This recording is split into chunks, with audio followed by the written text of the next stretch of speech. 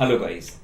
So welcome back again. आज मैं थोड़ा सा अलग हटके एक केस डिस्कस करूंगा। बेसिकली हम अलग अलग एज ग्रुप के मेल पेशेंट्स को ज्यादा डील कर रहे थे, but now the trend has changed. काफी सारी फीमेल्स हमारे पास आज अकम्पनी कर रही हैं, या फिर हम कह लें कि इतना हेल्दी हो गया है ये चीज कि बहुत सारे जो फीमेल कैंडिडेट्स हैं हु आर 25 और who are 30 years of age और who are 35 years of age, basically यही क्राइटेरिया है पूरे एज ग्रुप्स का, 25 to 35 years of age। Case में आपको इंटरेस्टिंग क्यों है? Because this case is on loss of libido in females. Females में लॉस ऑफ लिबिडो है, एंड समझ के भी अगर आप सोचें कि अगर मेल्स में है लॉस ऑफ लिबिडो या इच्छा शक्ति नहीं है परफॉर्म करने की, तो आप टुवर्ड्स इरेक्टाइल डिसफंक्शन या प्रीमेच्योर इजैकुलेशन पहुंच जाते हैं। But when in case of a female, loss of libido के मेन रीजंस क्या हैं? शी इज 32 years old, 4 साल से ये एक रिलेशनशिप में थी। She happens to be a government employ, now well established, पढ़ी लिखी, सब कुछ इनको पता है, हर चीज के बारे में ये जानती हैं। हॉस्टल में रही हैं, हॉस्टल लाइफ अगर जिन्होंने जी है तो वो समझते होंगे कि हॉस्टल में हम किन किन चीजों से एक्सपोज होते हैं। 32 years ऑफ एज, 4 साल की रिलेशनशिप, एंड उसी के साथ में इन्होंने अब शादी करी है। She has been married for 1.5 years. These people are not living together. Both are government employees. दोनों की postings, issues and everything is happening. But 1.5 साल से this 4 years plus 1.5 साल, this has been a sexless marriage and a sexless relationship. Reason behind sexless relationships, because she was having some kind of, how can I explain that? I won't say that pain, but uneasiness. She was not feeling anything when they were going for any kind of foreplay or any kind of romantic activities. She is not able to feel that arousal which can lead towards the sexual activity.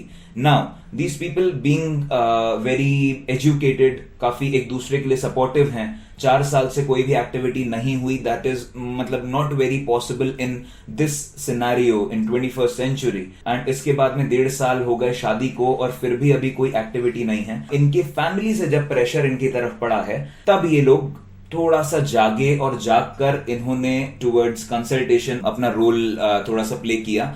अब ये consult कर करके they have been to a psychiatrist, they have been to a psychologist. इन्होंने कुछ आज तक 100 से ज्यादा काउंसलिंग्स ली हैं। These people have had this thing, anti depressants also, so that कहीं पे भी फीलिंग अगर ऐसी है तो फीलिंग को हम दबा सकें। बट मैं आपसे एक चीज बहुत ही क्लियरली बताना चाहूंगा कि going for psychological counselling, psychometric counselling, psychiatry, everything is fine, counselling is fine.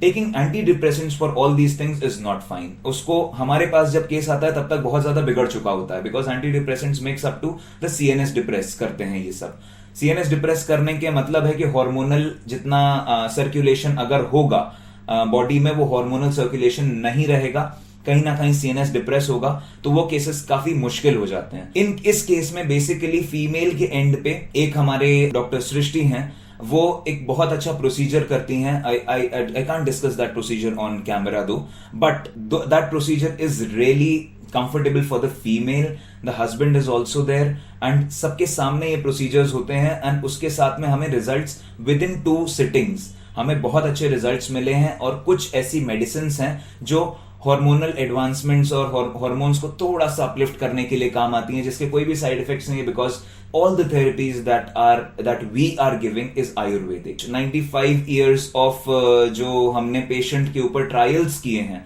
उससे आज हम इतना तो श्योर हो गए हैं कि विद इन 15 days हम किसी की भी सेक्सलेस अगर मैरिज है या कुछ भी ऐसे रीजंस आ रहे हैं, be it from male, be it from female, we can solve that very confidently.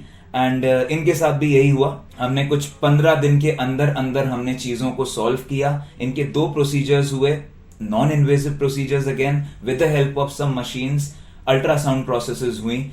इन सब को देखते हुए हमारी गायनी भी इसमें इन्वॉल्व रहती है, हमारी गायनी डॉक्टर्स और टीम जो है वो सब इसमें इन्वॉल्व रहती है। सब लोग अपना अपना पार्ट जब प्ले करते हैं और पेशेंट को वो सेटिस्फैक्शन लेवल बढ़ता चला जाता है, without even injecting anything, without even giving them any kind of medication.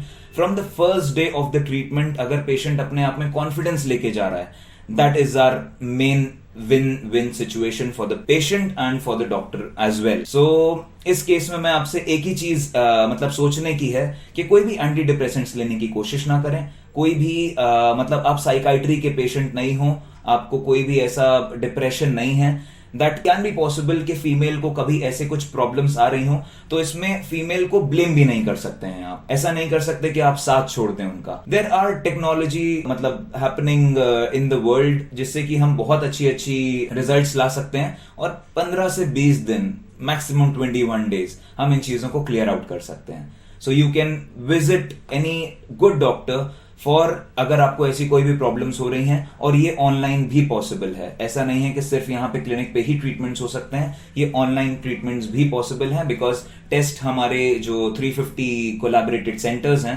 उन पे हम टेस्ट अपने शेड्यूल कर सकते हैं. So just with a voucher you can go there बिना किसी शर्म के, एंड एक वाउचर आप दिखाएंगे, आपका सारे टेस्ट वो कंडक्ट कर देंगे. आपको उस पे से रिपोर्ट लेने की भी जरूरत नहीं है. सारी की सारे ऑटोमेटेड सिस्टम्स में हमारे पास रिपोर्ट्स आ जाती हैं. सो पेशेंट का इन्वॉल्वमेंट इसमें सिर्फ और सिर्फ काउंसलिंग्स का रहता है एंड सैंपल गिविंग रहता है. Rest all the things are taken care by doctor A K Jain's group, be it IVF division, be it sexology division या फिर पैनल में जो भी डॉक्टर्स हो. वन सिंगल पॉइंट सोर्स से आपका ट्रीटमेंट पॉसिबल हो सकता है. Thank you so much.